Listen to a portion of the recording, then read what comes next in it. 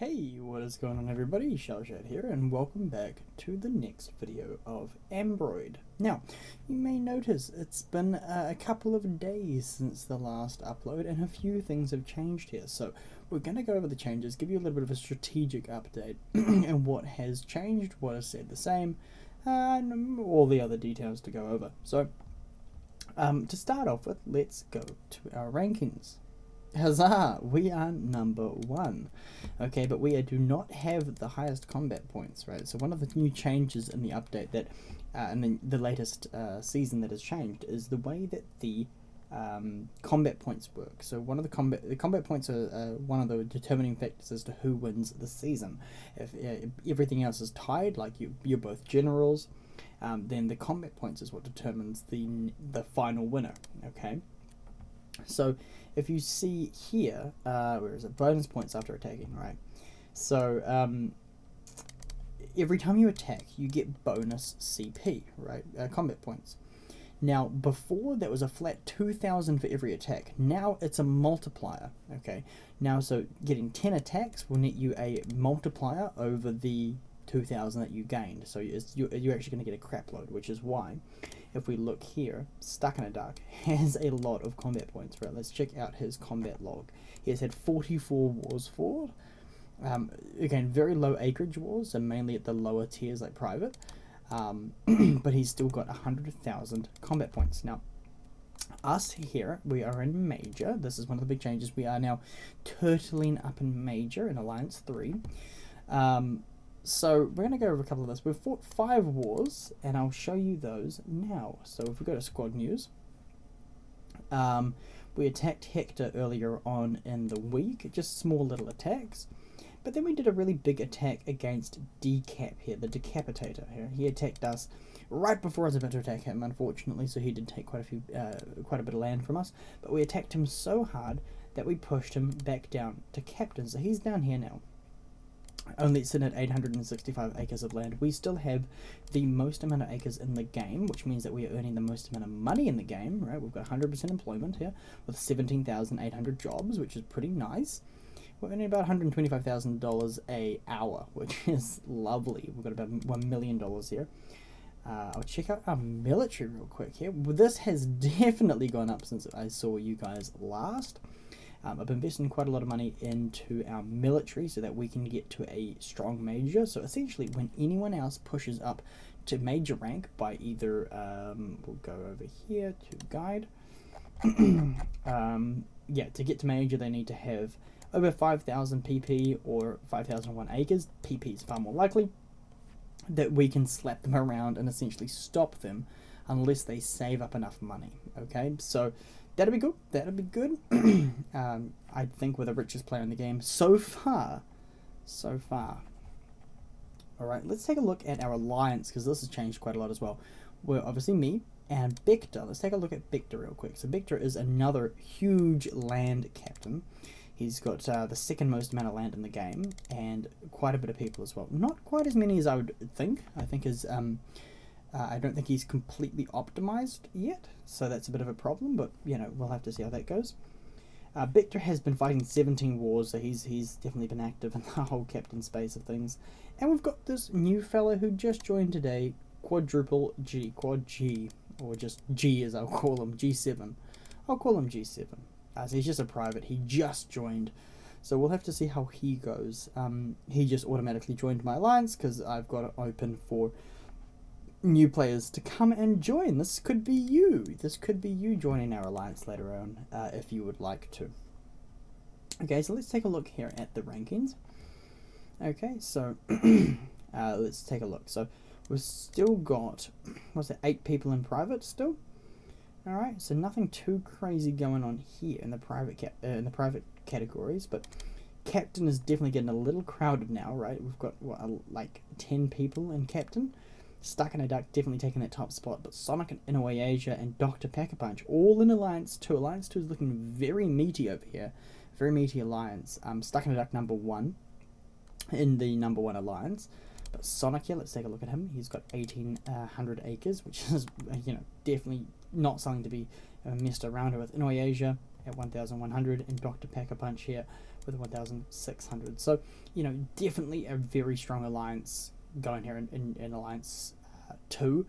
Victor, still I hope that he can climb up to Major at some point and start, you know, working around with me. Calamord over here at 741 acres. He's kind of a wild card. He's a bit of a loose cannon. So we'll have to see how he goes throughout the rest of the day. Top Dog. We killed him. He died. If you remember, last time he was kind of climbing through the ranks and attacked a lot. Victor ended up killing him pretty solidly. What I will do is let me just... Okay, so this is the Ducks Corner release. This is essentially a statistic made up, or a spreadsheet made up by Stuck in a Duck. He has a whole calculation system that he uses to calculate people's, you know, quality as players, especially their attacks and their defenses, things like that. And so we're going to go over this, and he also has quite some funny little quips here about all the players. So this was taken about a day or so ago. So we're going to have a read of a couple of these here, the notable ones. Firstly, me over there in Major with a C-, mainly because I haven't been attacking a lot, and I got attacked once, so you know I get a bit of a lower rating for that. But if you look at it, it says he's taken the high ground early and looking to fortify his position. He watched the one-sided engagement play out through the safety of his binoculars and looted the battlefield after the skirmish was done. He found a Top Dog's playbook. Last season, Top Dog had a lot of land and was just sitting at number 1, so I guess that's true. Victor, with a C as well. He joined the Duck earlier, but probably realised Duck attracts way too much unwanted attention, joined the Rat Pack's brutal dismantling of Top Dog, and delivered the finishing blow. Planted a dogwood sapling atop his last stand. Okay, so yeah, Victor took out Top Dog, and he calls my alliance the Rat Pack, so there we go. Sonic with an A+ here, sporting an incredible 95% battle yield efficacy. Sonic has so far hit all of his shots. If you happen to accidentally stray onto his battlefield, keep your head low and send for reinforcements immediately. Calamord with a C. He rides his motorcycle without a helmet because it looks cool. Also duct taped a can of hairspray and a couple of modified Bic lighters to the rear saddles to create a homemade Mad Max exhaust. Decapitated with a C comes to your house in the middle of the night and throws potatoes at your window as a joke. It would be funnier if it didn't cost so damn much to repair. Nobody is safe from this hooligan. Inoyaja with an A+. He got slapped around a bit by the hyena brats in the opening salvo. Landed a few clean slaps back, then moved up to regroup with his fellow Rat Pack to exterminate Top Dog. They've now formed a close phalanx formation. Dr. Peckerpunch also with the A+ here says, like his name says, this kid can throw hands. He landed a couple of haymakers at the Duck and disappeared while the Duck struggled to return to his feet. Scorecards unanimously showed the Dr. Punch were winning this bout. I like a couple of these, the E ranks here, people who haven't fought much or haven't really done much here. With his came back from the vacation wearing a straw hat, with sunflops and Hawaiian shirt. His tan line shows signs of relaxation, a word every regular Ambroider has lost familiarity with. And Bode Habir LP looks like a German branded beer that's been left in the sun too long, so I thought that was entertaining. Tenety Otinus, I don't know how to pronounce that name. This paratrooper dropped in suddenly, but forgot to pick a chute. He has not realised this yet. Ironically, a pillow factory is directly centered beneath his landing zone. And then Stuck in a Duck, of course, the interesting character in all of this. He thinks he can win by bullying everyone, is now beginning to realise Ambroid is a team sport. Affirmo here is playing cleanly and accumulating acres unnoticed will undoubtedly have a pile of cash stored in his hidden wall safe. Alright, Mash over here couldn't start his lawnmower yesterday because it's electric and he had forgotten to charge his battery, but hey, it's working today. Time to cut grass and chew bubblegum. Alright, so I think that's quite entertaining, so here we are. But back to the game. You might have noticed my tax rate has also gone down from 75% down to 70% because the further up the rankings you climb into Major, into you know, what are the other rankings here? Let me find those out real quick.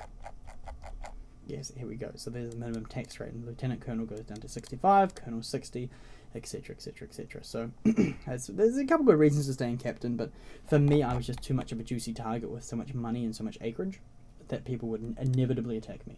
Okay, So if you look at my army composition, I have 1,000 Comanches, right, with the 3-3 AP DP distribution. Whoops. I have 3,500 F-22 Raptors because they've got a really nice AP to DP ratio and also price ratio. And some B-52 Strato Fortresses as well. This is something that is unlocked when you come to Major rank, the 10 AP. So these things are just for fighting, right? So I got a few of those as well. So those are a little bit of fun. As for the messages, nothing particularly interesting, but the conference has a couple of interesting things. So we see the death of Top Dog here 16 hours ago, and Bector planting the dogwood tree in his honor as he kills him. And then GG coming and asking if this game is safe. Not particularly, is the answer to that question.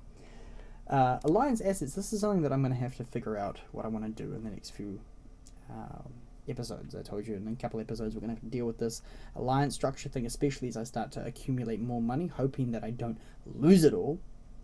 We're going to have to figure out what structure we want to build.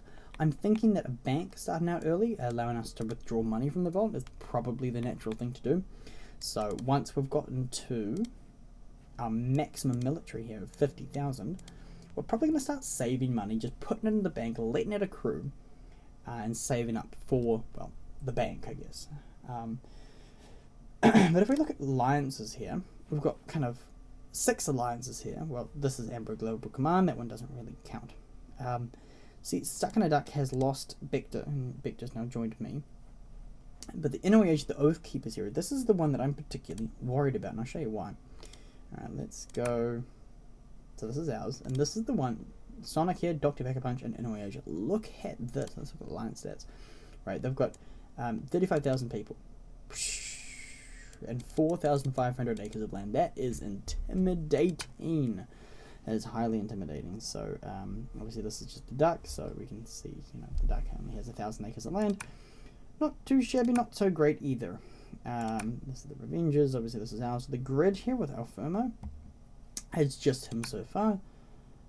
The Warriors of Wasteland now has Calamord in it, and that is it.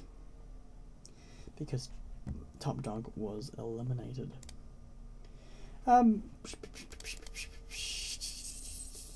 Let's have a look here. Nothing particularly else notable. I'll show you here what a attack looks like, because I haven't really showed that off yet in this series. So if we go into here, we can take a little hoozy doozy. This is what a defeat looks like, right? So it shows us here that Decapitator's AP of 6,400 was higher than my DP of 5,200 at the time. Okay, and so because of that, he got 10% military damage. So he killed 10% of my units as well, and that allowed him to take quite a significant chunk of my land, 163 acres at the time.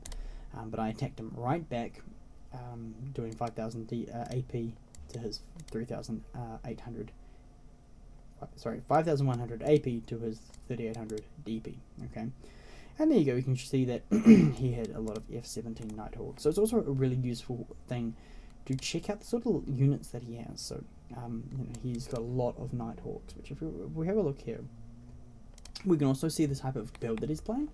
So he's playing a 3-5 build.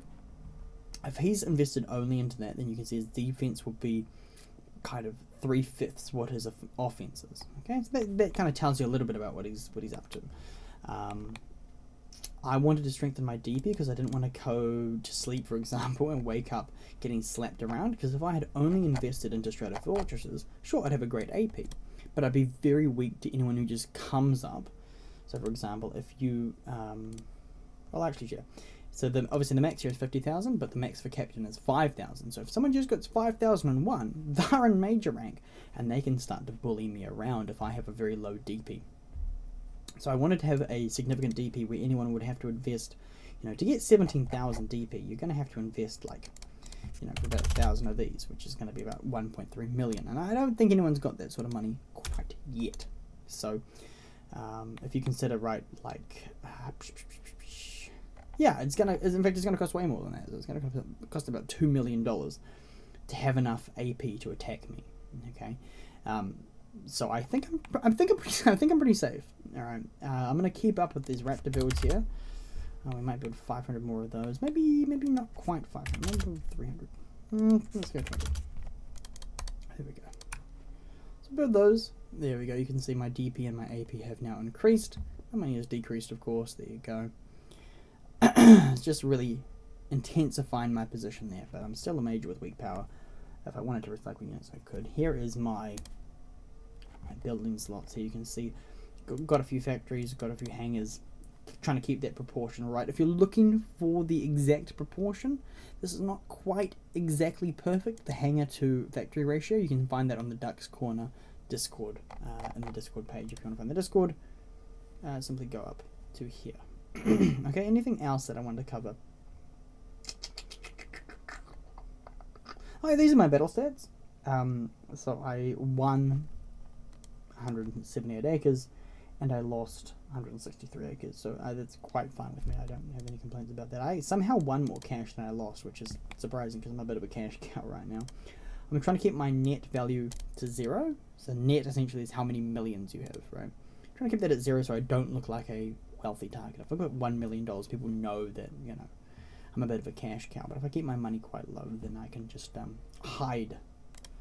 So for example, what Sonic can do, let's just say Sonic wanted to attack me, or more likely the duck. He can build one, let's say he's 5,000 out of 5,000 for his military. He can build one unit, pop up into major, take a look around with this espionage tool here. I can't espionage anyone because there are no suitable targets. He can espionage me, take a look at my stats, like a rough estimate of my stats, and then drop back down or build it up to attack me, okay?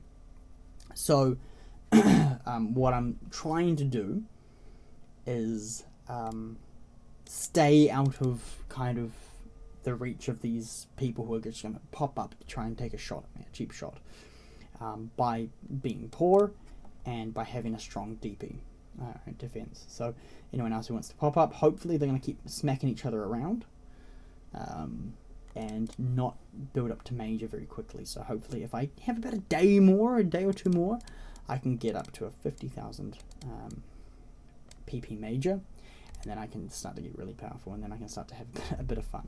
Alright, then I start saving, then I start smacking people around, and that's when my game really begins. So that should be a bit of entertainment. We also have this.